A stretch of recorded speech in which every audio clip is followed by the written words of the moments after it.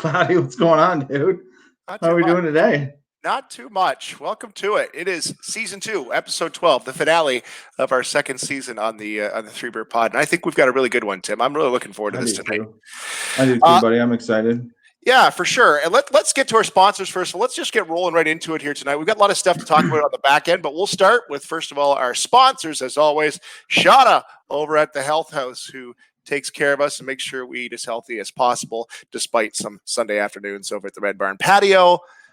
That She's taking care of us. That's questionable. She certainly lets us know. But thanks to Shauna And our friend Chris McLeod over at Realty House, just pumping out houses being sold and listed. If you got a house to list, this is the week to do it.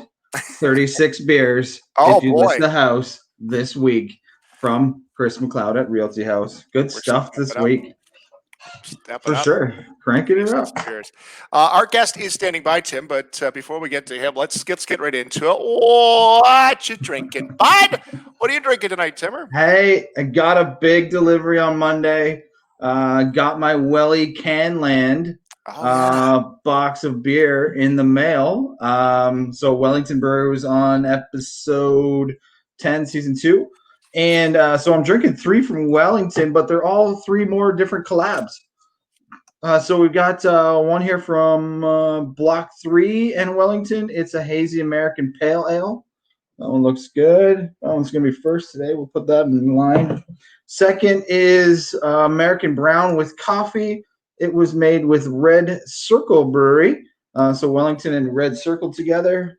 And the third one is a fest beer, and it's Wellington with Allura Brewery. So 3 collab beers to end the season with. Excited about the Welly Canland pack. The board game that comes with it. We'll talk about it in the beer buzz. It looks like it's gonna be a good one. I'll have to play What you drinking, bud? All right. Well, first of all, look at me. Oh, buddy. Season 2, episode 12. Cloudy pulled out the matching glasses. Finally. I've had this kicking around the back of my fridge for a while. I'm having a Roman candle from Bellwoods Brewery. Tim, where's Bellwoods? It's Toronto. Yeah. Is that Toronto? Okay. Yeah. It's a pretty awesome brewery. Where did you get that from? I have no idea. I don't know. Wow. I don't know. I've never seen that before. So I'm excited to see how that goes for you. Yeah, it's pretty good. Just kicking it off here tonight. So that's what I'm going to start with. I got a little bit of summer because I'm hating that summer's wrapping up here. So I'm going to have from Railway City. We've had this a couple times on the show. Creamsicle Ale. The Creamsicle Ale. I'm loving this, and that makes me think of summer. So I'm not giving up on summer just yet. And in the summer theme of things, a sour IPA from Sawdust City. This is the Electric Storm, the sour IPA. Electric Storm. Yeah. Delicious. All right. That's exciting. So we got some good beers here to finish off the season with. I like it. Yeah. Good stuff. Good beers, good people, good stories. That's what we do on the podcast. And I think we have really lucked out. We're excited to bring this guy onto the show here tonight. This is the weekend that the Terry Fox run is on, a legend in Canada and such a legacy. And we are proud to be joined right now by Fred Fox, the older brother of Terry Fox. Good evening, Fred. How are you doing? I'm doing great. I'm loving the conversation about the beer. I think I want to try that hazy pale ale there, Tim. Yeah, I'll let you know how it goes here. It looks pretty good out of the pour here. It should be good. Fred, I should have given you a heads up that we usually have a beverage while we chat on the 3BeerPod. If you were to have a beverage with us, what would you be drinking tonight? You know, I live in the Vancouver area, so the craft brewery thing is hit pretty good here. And I live out east of Vancouver in Maple Ridge and not far from Port Coquitlam. And my favorite beer right now is an IPA. I love my IPAs, and it's from Taylite Brewing in Port Coquitlam, and it's so it's awesome. It's yeah. Are you at the office right now, Fred, or are you at home? I am at the office. Well, then that rules out having a beverage with us here tonight. So we got work to do. Fred, this is awesome. I am really excited to have you on here, and we just kind of threw your name out there, and we thought, well, that'd be cool if we could get him on the 15th of September. Not even really thinking about how the dates lined up. How this weekend is the Terry Fox Run, not only across Canada, North America, but around the world. So I appreciate you finding some time, because I can imagine it must be pretty wild. You work for the Terry Fox Foundation. It must be pretty wild this week over there.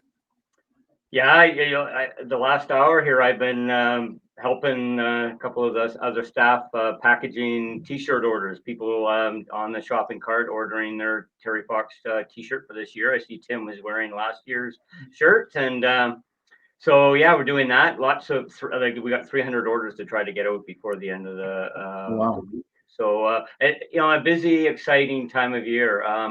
We've been working towards this year for the 40th anniversary for close to a year, but everything got paused a little bit, and we had to change our direction back in late March, early April. Fred, let's get to the story. And I was writing some of this stuff down, and I was thinking, this takes me back to grade 6, because I did a speech on Terry Fox, and I remember all these stories. And I remember growing up, I was in the Sudbury area, and there was a lot of excitement because Terry was running through that area. So it was like a memory that was triggered, and later on did the speech. And I'm sure you've heard that many, many times. So you're the older brother of Terry. How many years older are you, Fred? 14 months older. Oh, wow. Okay. Yeah. So, yeah. So you were very close growing up? Yeah. I would say we were, for sure, and very much involved in sports in the Port Coquitlam area, and played all kinds of sports, soccer, golf, basketball, anything we could do, we played. So, yeah. And the story goes, and correct me if I'm wrong, so Terry wanted to be on the basketball team, and the coach said, basketball's not for you. You're not tall enough. Maybe you should do running. And he said, well, I don't want to do running, but I'll do it just to show you that I can. And that's where it started, right?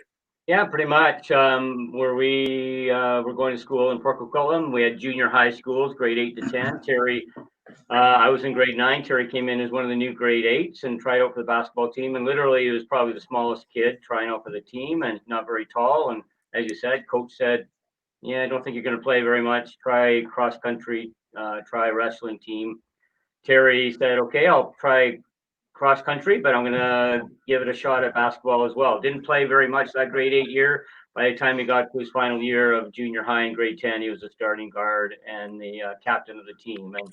And that was with that same core group of kids that were there in grade 8, but Terry showed what you can accomplish with a little bit of hard work and determination. So growing up, was Terry always like that determined? Was he like an 8-year-old that had the determinations, like you're not going to tell him no, or was he always just determined? Yeah, and I would say a bit of our family trait, a little bit. Very competitive. Terry was didn't like to lose. Very competitive, and always trying his best. And that's how our mom would say all the time. Finish what you start. If we started something, if we were going to join a team of some sort, see it to the end. And that's how Terry was, right? But Terry took it to that extra level, whether it was playing basketball or soccer, and when he arrived, I'm up at Simon Fraser University, is where our national office is. And Terry had that attitude when he came up to Simon Fraser and tried out for the basketball team here. It's such a story. And Canadians, I think we all know about Terry Fox, but maybe not the background. So how old was he when he was diagnosed? 18, his first year of university. He started university in the fall of 76 and was diagnosed towards the end of the basketball season in early March of 77. And 18 years old, told he had a type of bone cancer, had to lose part of his right leg. So at 18 in 1977, as I often say, is Terry and I really didn't know very much about cancer. People didn't talk about it the way we do today, and it was obviously a big shock. And Terry was devastated at the original news. Well, I can imagine. And Tim, you work with teenagers all the time. It's like at 18, you don't know what to think. And you're what, 19, 20 at this time, Fred, when this comes down, and like a shock to the whole family. Yeah. I was 19, and people didn't refer to cancer. They didn't talk about it. They referred to it as a C word, and it was a shock. But I remember the night before Terry's amputation, 4 days later after he was told he had cancer, the night before his operation, sat with Terry, just him and I, older brother, and all I could think of saying to Terry that night was, "Why you? why do you have to have cancer? All your dreams are coming true, playing basketball at the highest level at university, and going to university to get your degree in kinesiology. And Terry said, Fred, why not me? I've been told all my life I'm not good enough, big enough, smart enough. This is just another challenge. And just by Terry's attitude, you knew then that he had already put this behind him. He was going to turn this into something positive. Wow, it chills up your spine when you hear that. Yeah. Like, so he was in the hospital bed. Is that where he decided? Like, when did he decide to do this run across Canada? I think a seed was planted in Terry's head. Our high school basketball coach brought Terry a magazine, a Runner's World magazine, about a fellow who, his name was Dick Trom, who had ran the New York Marathon, and Dick was an amputee. And Terry read the article and kind of planted a seed, saying that if he can run a marathon, if he can run with an artificial leg, I can as well. So Terry, after his operation, took 18 months of chemotherapy, and once that was done in February of '79, 2 years after his first diagnosis, Terry started to run with his artificial leg, and a leg that back in the day there weren't artificial limbs designed for running. Terry's was designed for walking, and he started to run and slowly built up his mileage. And by Labor Day long weekend of '79, Terry and our brother Daryl and Rick Hansen had been up in Prince George, BC, to run a race, and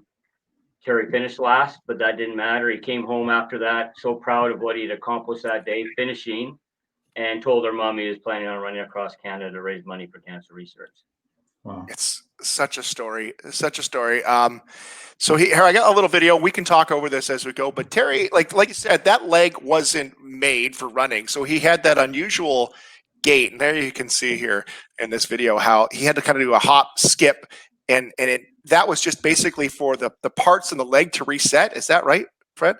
Yeah, well, the hinge on the knee, he had to take that little step with his good left leg to pull the right leg through, to get that kind of a slingshot action on his right leg, artificial leg, to get it through. So he mastered that. He also developed himself a strap that went from around his waist to above the knee to help it swing forward through as well. So yeah.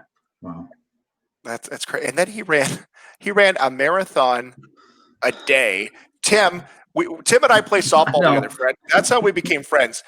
We would call for a pinch runner after a run 60 feet down the baseline. And here's Terry, a young man fighting cancer on one leg, and he's running a marathon a day. Like, why isn't this a TV movie yet? This like, if this was an American, this would be the biggest story, and it would be all over TV. And it's so Canadian. We all know Terry, and we all know the story, and it blows my mind every single time I hear the story about Terry Fox. I'm riveted. Yeah. It's crazy. Go ahead.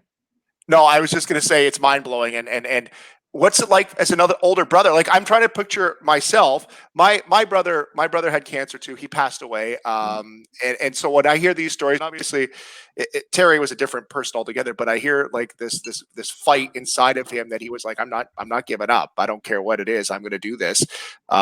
So it brings back a lot of memories. So when I think of as you as an older brother, what was your life like at that time? Were you thinking, Terry's running across Canada, or where were you at in your headspace at the time? Kind of almost exactly that kind of attitude. I was when Terry was diagnosed, I was 19. When Terry decided to run the Marathon of Hope, he would have been 21 when he started running. I would have been 22, and back 22 years old, I'm working, close to getting married. So when Terry told me he was going to run across Canada, I kind of took it for granted a little bit. Terry set goals for himself all the time, and my attitude about it was a lot different than our mom's. I said to Terry, yeah, okay, good for you, good luck, we'll see you when you get home, kind of attitude, right? Our mom had a different attitude. She got very upset with Terry. I got angry with him, yelled at him, and said, why the heck would you do something as crazy as that? Just run from Alberta border to BC, finish in Stanley Park in Vancouver. And Terry's answer was simply, Mom, no, people in BC get cancer, people right across Canada do. I have to start in St. John's, Newfoundland. That's such a story. So when he started in St. John's, it wasn't a big deal at all. Like there was maybe No. a couple people there, dips his leg in, and they grabbed a couple bottles of water. Makes his way to Quebec, still not a big deal. But as he gets to Ontario, is when we really start to hear the story. And you joined him on Ontario, right? Yeah, it was, you're right. As Terry made his way through Newfoundland, also, although the Newfoundland people were awesome, very, they would bring Terry and his buddy Doug into their homes and feed them all the way through the province and the maritime provinces. When Terry hit the Ontario border, that's where it kind of went crazy. And our younger brother Daryl joined Terry and Doug in New Brunswick, St. John, New Brunswick. Daryl graduated from high school that summer, so it allowed him to help out. I saw Terry for the first time physically run. I wasn't living at home. Terry ran over 5,000 kilometers just in training to prepare his body to go through all the injuries and everything else. Before he even left Newfoundland, he had ran 5,000 kilometers. I never saw Terry run any of those at home and wasn't living at home. I finally got to see Terry run when he arrived in Toronto and ran with Terry and brother Daryl, Doug Allwer, Terry's buddy, and Daryl Sittler, who played for the Leafs at the time, down University Avenue. It was the most unforgettable thing I'd ever seen, watching Terry and running with him down University Ave to Nathan Phillips Square. And I imagine as an older brother, you're like, oh, this is a big deal. Okay, I see what's going on. That was probably the first experience. That's pretty crazy. And then obviously, eventually, the run has to end. Where were you when you found out and you got that word? Yeah, a lot of things happened in those last couple of weeks. Actually, my soon-to-be wife Teresa and I were on vacation in the middle of August. We had joined up with Terry in Wawa, and we left Terry around. We were with them for about 4 days. We left heading back west to where we lived in Coquitlam on the August 19th, and so we were eventually home Labor Day long weekend, the Monday, September 1st. I'm with my mom and dad. We're at a fundraising event in Chilliwack, BC at the Armed Forces Base east of Vancouver. We're on our way home. Dad was driving, turned on the radio in the car to listen to the news just by chance. And the very first news story was Terry Fox is in hospital in Thunder Bay. And that's how our folks found out. And when I share that story a little bit at school. So I say, back then we didn't have cell phones. Nobody could phone my dad to let them know what was going on. And yeah, an hour away from their house, and we arrived at the house, and the phone was ringing with Terry calling from Thunder Bay to let mom and dad know that he had to come back home to BC. The cancer had returned to his lungs. Jesus, what a story. Tim, we were just talking before we get on here about, and maybe you can clear this up if this is one of those old stories that has gained some background over the years, but where was that area? Was it Sudbury area, Tim? Where the road? Oh yeah, where the road wasn't quite finished on the marathon, and he was heading there, and the work crew worked through the night to get the road paved so Terry could run through it. That's an amazing story of the Canadian will right there. I think to see that happening for Terry. What was Terry's goal for that run? Can you kind of narrow that down? Like, what did he set forth as the goal? Well, yeah, when Terry left St. John's, Newfoundland, he thought maybe he could raise $1 million for cancer research. I mean, that's a lot of money today, but he thought that would be an attainable goal. When Terry arrived in Port aux Basques and to catch the ferry to Cape Breton, the town of Port aux Basques raised $10,000. The population of the community was about 10,000 people. So Terry figured, if they can raise $1 for every person in town, why not raise $1 for every Canadian? And so his new goal was $24 million, the population of Canada in 1980. And before Terry passed away in June of 81, 9 months after he was forced to stop in Thunder Bay, Terry saw that goal realized of raising over $24 million for cancer research. I know the number a couple years ago was over 750 million raised. What are we at now raised in Terry's name? Yeah, after last year's Terry Fox run in 2019, we can now say over $800 million raised Wow. for cancer research. So, it's a big number, and I don't often throw that number out there. But more importantly, is the impact that those dollars have had on cancer research and on the lives that it saved because of the research. Canada has some of the best researchers in the world, and people are surviving their diagnosis more so than they did 10, 20, 30 years ago. And they're in many cases given more time to be with their families as well. So, Fred, this year is the 40th anniversary, and back it up even back to the beginning of the Marathon of Hope was Terry had reached out to a bunch of shoe companies to try to sponsor him, right? Yeah. And was it the only one that got back to him was Adidas? I believe so. I believe it was Adidas, and they've been great supporters from 1980, providing Terry with quite a few pairs of Orion running shoes. And Adidas this year has been a great supporter. They released the Orion shoe again on April 12th and allowed people to get a copy of it, and along with throughout the summer various T-shirts as well. So they've been great supporters, hoping to raise $1 million for the run this year, 40th anniversary. Well, the little twist of this story is that this is the shoe right here, and it's such a classic shoe.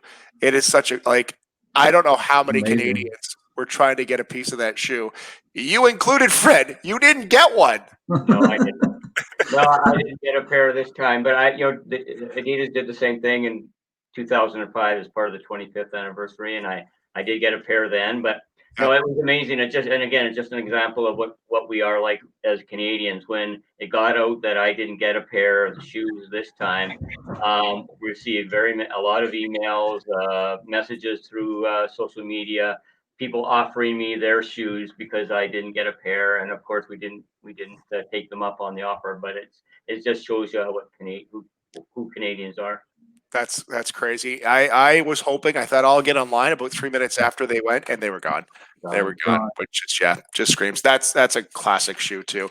We're talking to Fred Fox, who is the older brother of Canadian legend, the legacy left behind by Terry Fox. Obviously, the Terry Fox run is how many countries will it be run in over the next 7 days or so, Fred? Where is this all going? I think we're around 25 countries around the world now, and not all will hold it this weekend on the 20th. They, depending on where they are in the world, weather-wise, they might do it in February or something like that. But many of them will be doing it this weekend as well as the rest of Canada does.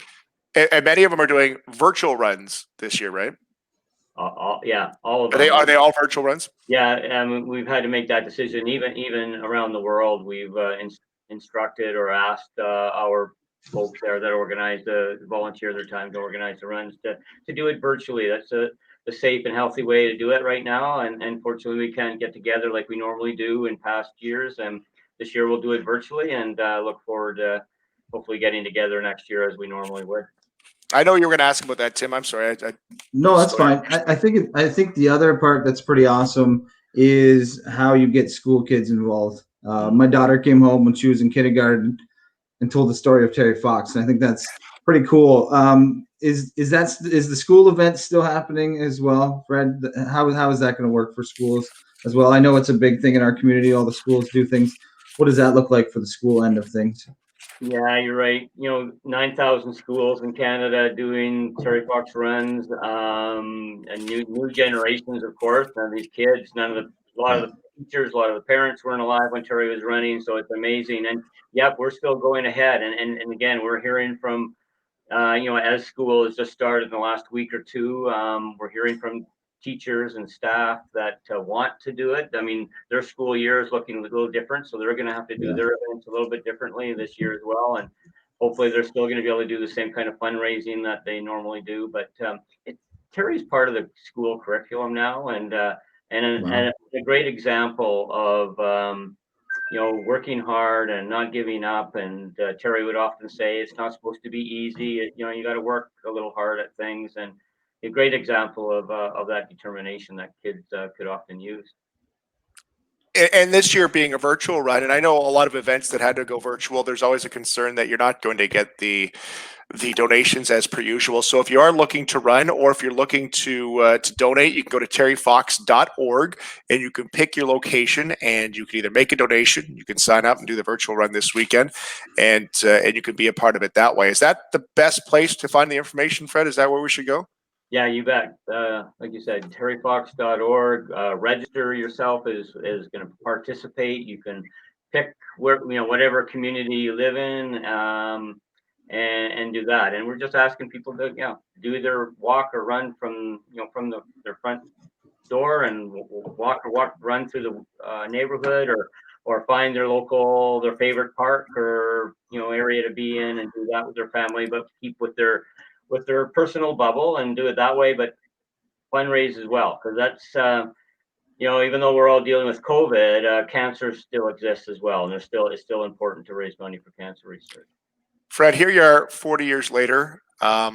What's it like being Terry Fox's brother? Like this, still talking about him 40 years. I can imagine you're pretty proud.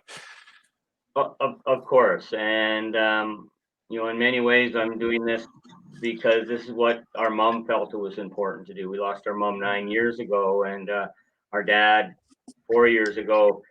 And when Terry passed away, Canadians still wanted to continue this dream of Terry's, and they still wanted to, they wanted to create, Terry Fox Run was created a few months after Terry passed away, and our mom played a huge part in that, and she was the one who was doing interviews and traveling across the country and sharing Terry's story. And now as Terry's brother and my brother Daryl and sister Judy have the opportunity, even our own children, between the three of us, we have 9 children, and none of them met their Uncle Terry, but at least 4 or 5 of them get that opportunity to talk about their uncle. And so as a family, we're proud to be able to do this. And it makes us feel so good when we meet people and they feel like they're getting a bit of a connection to Terry, even though they can't meet Terry in person. Fred, is that shirt behind you one of Terry's shirts that he wore during the run? Yeah, the one in the frame there. Yeah, that's one of Terry's shirts. That's pretty awesome. Tim, I don't have anything else. I don't know if you. No, just the last thing I think is the merch. Is the merch still available online? Can we still go online and order the merch? I love my Terry Fox shirt. I wear it all the time. I'd love to get another one this year in the 40th anniversary. Yeah, can we go online? Same thing.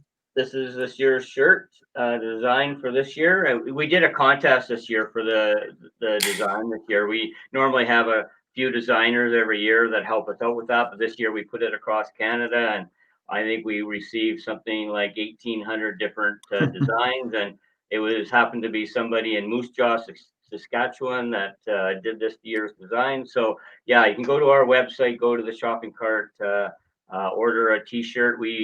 As part of the 40th anniversary, we have hats, hoodie, and toques this year as well, and even masks. So cool. Being so close to the run day, hopefully you'll get it in time by run day, but maybe not. So. Fred, this has been awesome. I truly think Terry's one of the greatest Canadian of all time, and just his determination and his legacy lives on. And you must be proud, and your family must be proud that that name is still out there, and still people remember and tell stories about it. Fred, thank you so much. Appreciate it. I'll be in touch. I'll send you an email. But thanks a lot, Fred. We do appreciate this. Thank you, Chris and Tim, for inviting me on the show. Thank you. We'll have to have you on next time. We'll have to have a beer, actually. You bet. Thanks. Fred Fox with us here today from the Terry Fox organization, terryfox.org. You can find out more here. Let's get the information out there. There's the Terry Fox Foundation, the 40th year of the Marathon of Hope. Well, that doesn't look too sweet there. Got our big faces in the background there. But go online. You can find it at terryfox.org. Sign up. There's runs, 25 countries around the world.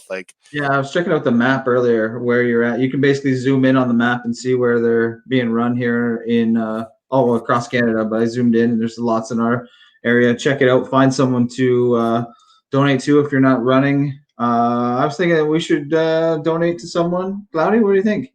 Let's do it, man. 100%. 100%. On a team 100%. We can donate to, and love to support the cause. Man, that's just every time you think about it, it's the story of Terry Fox is amazing. I'm not gonna lie. I tear up every time I think about it. And just knowing that Fred had a younger brother who passed away from cancer. I know my brother was not Terry Fox at all, but just he had a similar determination, and the fight was always there. And just that Terry had no leg, and he had the shittiest appendage. Like, did you see that thing? I did. Come on, that was horrible. Here, I'll play the video again. But like, it was just. I read a story today about when it broke when he was training, and he had to hitchhike home, and then he came home and just like clamped it back together, jimmied it back up, and went out for another 5 miles. And he ran a marathon a day, guys. Yeah, like, that's ridiculous. That's ridiculous. Oh, I did grab this, and I think we should play it because it's the end. Terry announcing the end of his run. This happened 40 years ago, September 2nd. Yesterday I was running, and I had noticed a little bit of hardness in breathing. And near the end of the day, 18 miles, I was coughing and choking and had pain in my neck and my chest. And I did 3 more miles, and I decided I had to go see the doctor. And it was discovered then that originally I had primary cancer in my knee 3.5 years ago. And that the cancer had spread, and now I've got cancer in my lungs. And we got to go home and try and do some more treatment. But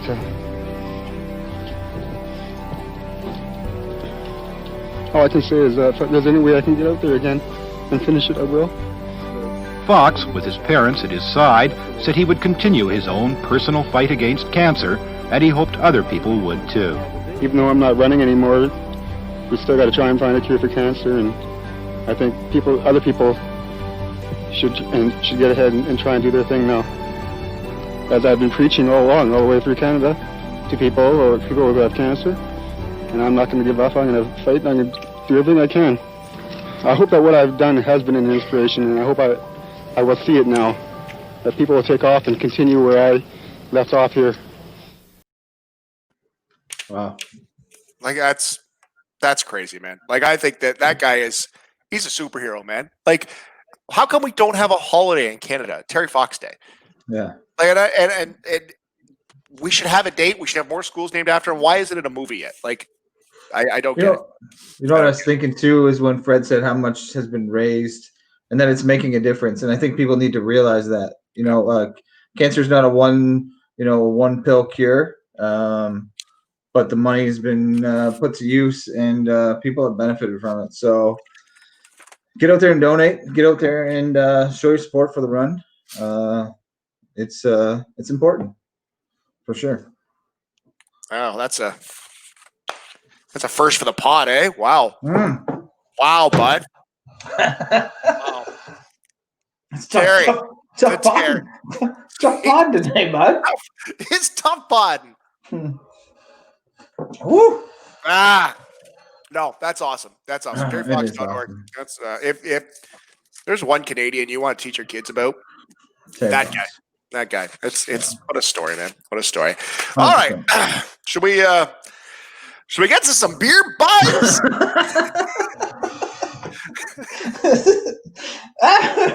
Hey, let's have some beer buzz. Just crushing beers now, bud. Wow, man. I think we grew a little closer tonight. I'm like so happy we got to talk to him tonight. I do too. That's Terry awesome. Fox run this weekend. All right, beer buzz, Timmer. You have a couple things. Actually, should we start with a mention of our guests from last week, our friends from Sons of Kent? Yes. So we broke it last week that they'd be releasing some beers. Yep. We put out the announcement that Cherry White was coming out on Thursday, and not so much. Not so much. We got a little delayed in the labels, but it's there right now. It's there now. Cherry White is ready to roll. 6 packs, limited time only. They described it tonight as it's like Barry White, but with cherries. That's nailed it. So get out there. It's a fresh beer. It's right? delicious. And still summertime, isn't it? We're still summertime. For Summer another until week. Tuesday. Yeah. So get out, grab some cherry white, and then this Thursday, for Scherzy's Island Time is ready in 4-packs. 100%. You heard it here first. It's a 3Beer podcast guarantee. Oh boy, It'll be ready for Thursday. That's why this is the season finale. If there's any problems, you can't see us next week. We're taking a week off. Yeah. So that's what else? Sons of Kent. Oh, also, we've talked to Kingsville Brewery. We've talked to the Grove. Yep. We've got Banded Goose in line to talk to them sometime. All three of those breweries in Kingsville did a collaboration that's coming out this week, available at all three breweries. It's a Hell's Lager with raspberries in it. It looks pretty good in the pictures. Haven't tried it yet. Would love to get down there and get one this weekend. Hopefully they got some available still. Isabella Muzzin, get a hold of us. We're gonna track you down. Okay, we got to talk to you guys. Yeah, and we should say congratulations too to part owner of the Kingsville Brewery, Marty Turco, former Dallas Star. His Dallas Stars are in the NHL Stanley Cup Finals. So wow, that's huge, eh? Yeah, we might have to talk to Marty, eh? Little podcast bump.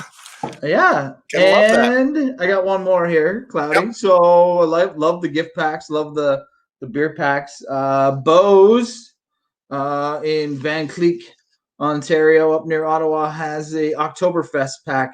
Beau's usually throws a huge Oktoberfest party, bands for 2 or 3 days. It's big, obviously not happening because due to COVID. But they got a Oktoberfest pack. Bought one today. Not gonna lie, it's a pre-order. It ships at the first week of October, but I was in on it. Here's what you get: 6 beers. You get Stein, which is awesome, and you get a hat, an Alpine Oktoberfest hat. How can you beat it? And a mural poster and other stuff. I was in as soon as it said Beau's gift pack. I was like, man, sold, bought it. Shopify app. It's amazing. Just like that. Yeah? Ordered it. Yeah. Go to Buzzzz.ca and hook yourself up with an Oktoberfest pack. And I'm excited for that one to come. I'll be here for season 3. All right, season 3. Yes, this final episode of season 2, episode 12. Timmer, I got a couple things to hit on here to wrap up the show tonight. So first of all, NFL's back. What'd you think of the NFL week 1? Good with that? It was fine. My fantasy team sucked, but it was fine. It was also weird looking at half-empty stadiums or totally empty stadiums, but I'm glad that's what they're doing. So Ezekiel Elliott, running back for the Dallas Cowboys. Have you seen this yet? Have you seen his new tattoo? No. Here it is, his new tattoo. You can kind of get a look at it there. I got a better shot for you. It says, "Feed me." Feed me. Right across his gut. I thought it said beer first. So there it is. There's which would be a good tattoo for me to get on my. Oh, that's what I thought. Beer me. I've got more real estate. So just beer me right across here. How awesome would that be? I picture it looking like a menu board at the brewery. Like you could have the IBUs, you could have the percentages. Wow. You got lots of room. Go to work. Will we just sell off Chris McLeod's torso to the highest bidder? right there. That's a good one. That's a good fundraiser right there. You get the beer board across. Any brewery wants in on that, contact us. We'll do it. Ezekiel Elliott, 70 years from now, is going to be in a home with "Feed Me." That's an interesting choice. Yeah. Was that just dudes sitting around and like, is that a dare or is that for reals? He's like he thought that's what he needed was a "Feed Me" tattoo. These guys have stupid money, Tim. Stupid money. Okay. You and I, we sit around, we have a drink or two, and then we're like, "Hey, know what we should do? Like, we should buy a pogo stick." But like, this guy's like, "No, we should do. Feed me tattoo." I did not get my pogo stick yet, which is bullshit. We can't afford it. We can't afford it. Right. All right. A couple other stories too. So I don't know where my notes are. So I don't know where this is. Okay. But this guy bought a decommissioned fire truck and he's turned it into a beer fire truck. Okay. Have a look at this. Here it is. Oh, yeah. See, at the back, you open up the cabinets there. Those are all taps. Yeah, here. Look at that. Get out of town. Yes. Isn't that sweet? How awesome is that? Yeah, and then obviously the refrigerated area for the kegs are all underneath, and it's available for rent. Actually, I would have the link if I were prepared, but I am not. I know a guy who has fire trucks. Big Al, fire trucks. That sounds like a winter project right there. What else do we got to do this winter? Well, tattoo, and then the fire truck. Chris's torso. Then we talked to Big Al about converting one of the fire trucks into that. How awesome would that be? That is just sweet. Roll up to a party. Yep. And you bring the beer in your fire truck. Yeah. You could go down the road blazing, and you're good to go, right? Yeah. And then you get to where you need to be. I think that's great. No one's going to stop you, pull you over. You're a fire truck. And then you get to the party, everyone drinks. It's in Ohio. I know that. If you look up beer fire truck, you'll find the link. I wish I had it, but I wasn't prepared. It's a good Google search. Beer fire truck. Get under Google. All right. Hey, Tim. So this was just posted tonight. So we were just talking about sports and how the stadiums are half empty. Do you see the Tigers have now added some new photos? It's Ernie. Yeah. So they got Ernie Harwell, Pudge Rodriguez, Pudge is there. Tucker, Tom Izzo. You got Derek Rose, Anthony Mantha, Juwan Howard, Jim Harbaugh. So if you go to tigers.com and you can buy your own thing. But yeah, so they've made a whole section now of these famous Detroit sports figures. Ernie Harwell, eh? Oh my God. Front row sitting. I want to sit next to Ernie Harwell. Yeah. Look at that recognition from Sean at the Health House. That we have such great ideas. That's solid. So I can go on Tigers website and get myself in the stadium. Yeah, the Jays did it too earlier in the year, and I think they're sold out now. But it was like $50, and they showed you how to take your own picture, and it was like, and you could have yourself. Really? How much? I think it was 50 Canadian. I think I don't know what the Tigers is, but they just posted that today. They've added those at Comerica Park. So I'm in. Like, really, you can't afford not to, right? Exactly. Right. That's good logic. My old friend would have good logic like that. I had something else. Oh, this is what I had. Did you see the Paul Rudd PSA yet? No. All right. So we've seen COVID numbers across Ontario, across Canada, across the U.S. Rise again. We may be in the second wave. Who knows what wave we're in? But Paul Rudd did a PSA directed at the younger generation, the millennials, who are apparently the highest right now. So this is Paul Rudd, who just have a listen. This is Paul Rudd. Yo, what up, Dogs? Paul Rudd here, actor and certified young person. A few days ago, I was talking on the iPhone with my homie, Governor Cuomo, and he's just going off about how us millennials need to wear masks because, get this, apparently a lot of COVID is transmitted by us millennials. No cap. So Cuomo's asked me, he's like, Paul, you gotta help. What are you, like 26? And I didn't correct him. So fam, let's real talk. Masks? They're totally beast. So slide that into your DMs and twitch it. Vibe check. Yes, queens like ourselves. We want to go to bars, we want to drink, hook up, do our TikToks. I get it. I'm not going to preach at you like some celebrity. Ugh. This is a combo where I talk and you shut up and wear your mask. Hello? Oh, hi, Billie Eilish. What's that? You're wearing your mask? Man, I want to stan you. You're so my bae. Yo, listen, hype beasts. Masks protect you and your dank squad. Because caring about other people is the new not caring about other people. Now that's thick. You want a challenge? How about Stop the Pandemic challenge? What about that? What about a Save Grandma challenge? That fun enough for you? My name is Paul, and I'm 6 Grandma. feet tall almost. And I wear my. All right, we can go. I like the vibe check. Vibe check. Check. That's Gang Squad. 2 terms that will be incorporated in season 3 will be vibe check and our dank squad.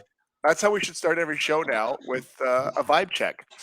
Vibe check. Tim, vibe check. We could I make know. a PSA like this, couldn't we? We just want to sit around and do our TikToks. Have you ever tried a TikTok? No. You have. You're lying. You have. For I've sure. watched TikToks. I haven't tried. No, TikTok. you've tried to do a TikTok. I haven't tried. No. Oh, Throw a Okay. hip out, dude. this is yeah. We will not be doing the 3BeerPod TikTok challenge. Follow us on TikTok to see me get my Two of the feet two of tattoo. the worst TikTok dancers of all time. Check out our new TikTok channel. Vibe And check. watch Chris get a sweet tattoo. Yes, That's Queens. good, buddy. That was good. That was a good one, Timmer. That was good. Yeah. That second season was our best season yet. It was. It was. Wait till season 3. You should see what we've got Oh, lined up. Timmer, as we're talking, I've got a text from possible guest for season Seriously. 3. Yep. And we'll dig them. Hey, you know what? And I should say that one of our viewers, Jason Dudley, is Yes. the one that hooked us up with this one. So Yeah. if you ever have a connection, you can always email us 3beerpod@gmail.com or social media. Get a hold of us. If you have any connections, you're like, hey, I know somebody that you might want to talk to. We're Throw in. them at the Dank Squad. We'll see if we can get them on. Right? Heck yeah. I got nothing. I don't even know what's cool. I don't even know. I don't I even got know. no response. I got no response to Dank Squad. Thanks, I'm man. not even sure if Dank Squad's good, is it? I don't. Maybe Dank Squad's really bad. And we are it. Shoot. Yeah, that'd be the worst. Urban Dictionary, that one. Eh? See what By that the- actually means. By the way, Paul Rudd is 51 years old. Come on. Yeah, he's 51. Certified young person here. Are you Uh-oh. Googling? You're I did. Dank Squad. Just Urban Dictionary. Started in Salt Lake by a group of people who were pretenders and dumbasses to the belief that they're part of being the cool society. Not sure if that's good or bad. I don't know. Get at us on if that's good or bad. I'm still not sure, even after reading the definition from Urban Dictionary, if Dank Squad's good or bad. Tells us how hip we are. Thanks for tuning in. There's no way it is hip to Google the terms. I have to all the time in my line of work. I have to Google these just to see what's going on and make sure everything's cool. Big things are coming, Timmer. We've had some brilliant ideas lately. And We have. we're going to take a step here in season 3, and it's cool because a lot of people are supporting us, but a lot of people coming up with ideas and want to be a part of it too. So we appreciate it. Get a hold of us in the social media. Season 3 starts 2 weeks from tonight. Timmer, thanks, buddy. Thanks, Claudia. It's been good. Great season 2. Good ending tonight. Loved it. TerryFox.org. Sign up for a run this weekend. Show your support.